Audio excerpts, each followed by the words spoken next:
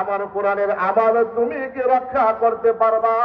কোরআন ডাক দিয়া বলে, জমিন ডাক দিয়া বলে, ও মালিক, আমার চাইতে হাজার হাজার কোটি কোটি গুণ বড় এত বিস্তৃতি আসমান, এই আসমান না করে দিয়েছে কোরআনের ভার সে সহ্য করতে পারবে না।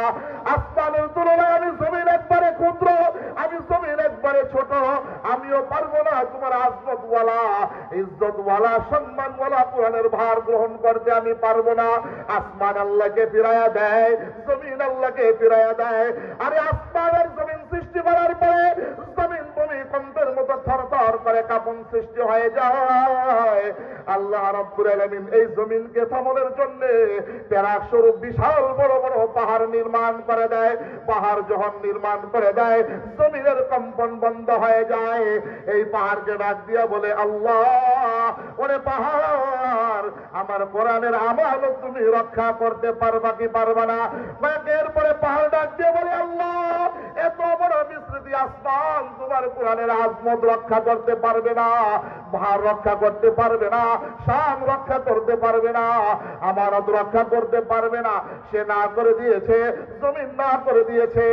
আমি তো আসমান আর জমিনের চাইতে ক্ষুদ্র একটা মাখলুক পাহাড়, আমিও পারবো না। আল্লাহ সমুদ্রকে বললেন, সমুদ্র বলে না আমি পারবো না।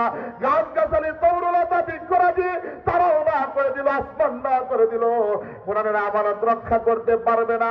জমিন না করে দিল, কোরআনের আমানত রক্ষা করতে পারবে না। পাহাড় না করে দিল, কোরআনের আমানত রক্ষা করতে পারবে না। আল্লাহ বলেন, ওয়াকুলি কাল ইনসানু দাঈফা, মানুষকে বড় দুর্বল কইরা আমার আল্লাহ বানাইছে। মানুষ দেখলো জমিন না করে দিয়েছে, কোরআনের আমানত রক্ষা করতে পারবে না। এরপরে জমিন না করে দিয়েছে, আসমান না করে দিয়েছে, পাহাড় পর্বত না করে দিয়েছে। মানুষ এমনিতেই দেখলো আল্লাহর কুদরতি, দিলটা খারাপ হয়ে গেছে। মানুষ মনে মনে ভাবলো, আরে আমি শক্তির থেকে বড় দুর্বল, উচ্চতার থেকেও বড় দুর্বল, খাবারের থেকেও বড় দুর্বল, হাঁটার থেকেও বড় দুর্বল, আকার আকৃতি ইঙ্গিতের থেকেও বড় দুর্বল, সব কিছু চাইতে বড় দুর্বল। আমি যদি না করে দেই, আমার মালিক এত মুহাব্বত করে ভালোবেসে আমাকে বানাইছে, আমার মালিকের কুদরতি কলিজায় দাগ লেগে যাবে, কষ্ট লেগে যাবে। এই মানুষ কোরআনের আমানত রক্ষা করার জন্য আল্লাহ রাব্বুল আলামিনের কাছে দরখাস্ত করে, বলে, আল্লাহ, পারি আর না পারি, এই কোরআনের ধারাবাহিক কোরআনের আমানত কিয়ামত পর্যন্ত রক্ষা করতে আমি মানুষ রাজি আছি। চিৎকার মেরে বলেন আল্লাহু আকবার।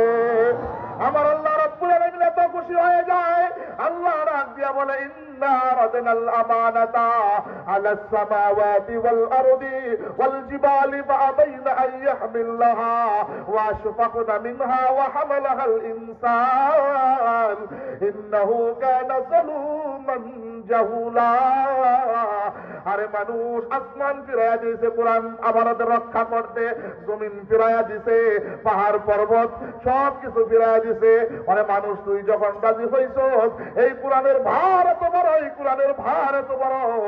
বাবা যেমন দুইজন কামলা ভাড়া কইরা দুই সাত দিয়া ওই দাঁড়ের বোঝা বহন করে, আল্লাহ বলেন, ইন্না নাহনু নাযালনা যিকরা ওয়া ইন্না লাহু লাহাফিজুন।